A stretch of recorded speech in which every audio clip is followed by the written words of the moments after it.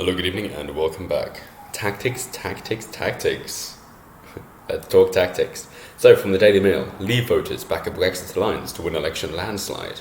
Overwhelming majority of Tory and Brexit Party supporters want Boris Johnson and Nigel Farage to join forces to deliver an unassailable majority. They say 73% of Tory voters and 79% of Brexit Party supporters in favour of a pact. Farage today set out his formal offer in allegiance to Johnson. This would see Tories make way for Brexit Party in Leave voting Labour seats, so essentially places where they wouldn't be getting any votes anyway. Brexit Party would then give incumbent Tories a free run in tight constituencies, so they wouldn't split the vote, and Sajid Javid refused to rule out an alliance but claimed Tories do not need one. Playing hard to get. I think they're just all in deal mode to do with negotiations with the EU. I think that's probably their reasoning for that it's the same rule for everyone. It's got to be on principle. Let's not change it. The enemy of my enemy isn't necessarily my friend, and all that. Even though I think it's most certainly a good idea, and I think Nigel Farage has decided to be a bit sneaky here. That there have been claims that he is basically just trying to claim power, and that's why he doesn't have a party per se, because he has subscribers instead. And he's just hoping to get to power and ditch UKIP after that not going so well, and therefore create a new party. But what I find to be a good idea and also interesting is that, as the story goes on to say, this is obviously supported by the majority of Tory voters as well as Brexit Party supporters, and you have normally the class issue. So the working class wouldn't vote for Tories, and they'd normally vote for Labour. It's become more of a family thing instead of voting on principle. It's just how it's always been. And therefore, the Brexit Party has a chance to dislodge Labour, and that's why Labour doesn't want to come out in full force of Brexit. I'm not sure where they stand at the moment. I don't think anybody knows, even if they know themselves. It's just one of those jokes that I'm sure Jeremy Corbyn, when alone in the voting booth, decided to vote for Brexit. Similarly, I'm sure Theresa May secretly decided to vote for Jeremy Corbyn. It's one of those things. And therefore, because a load of the people who are part of the Labour unions also voted for Brexit, Labour doesn't want to come out too strongly against Brexit, and quite a few of these union members know this, and therefore they would still vote for somebody who would get Brexit done, like the Brexit Party, who don't have any coherent policies because their members are too different in order to get any of their policies passed. But you still be voting for the party.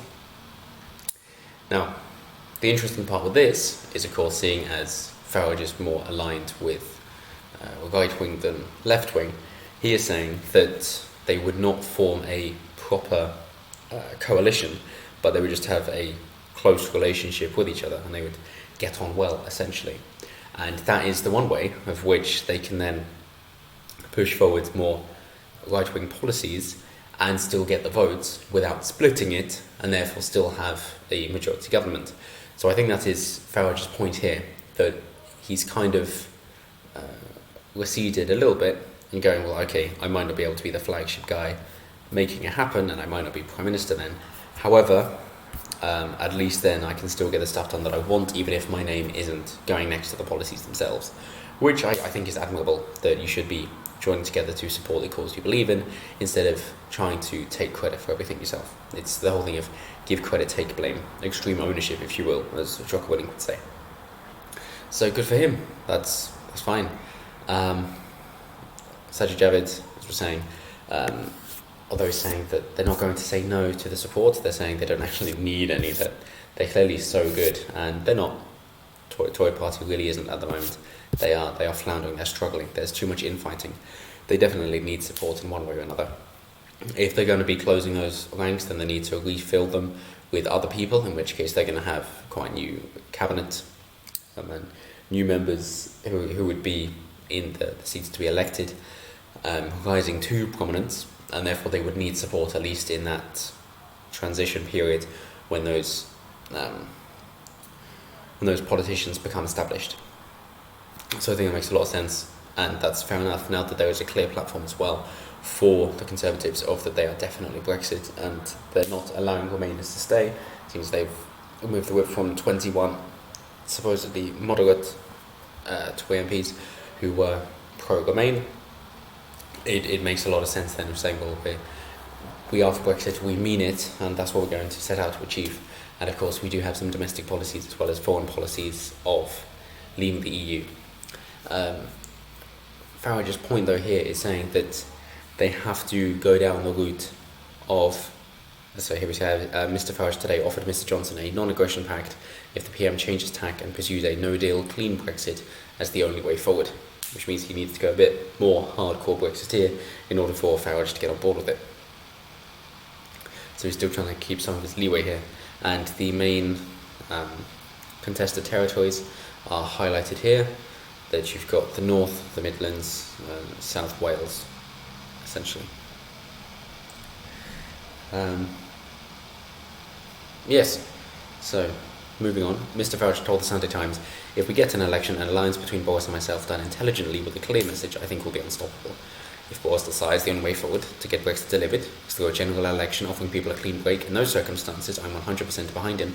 Wanting to win the election, there would be a non-aggression pact. Johnson has insisted that his preference is for the UK to split from Brussels with a deal. Yep, but that seems increasingly unlikely. And if you go on with saying, well, it's no deal, this is how it's going to be, and we know that the EU is going to be even more fucked, then I'm sure at that point they would capitulate because it goes against their understanding.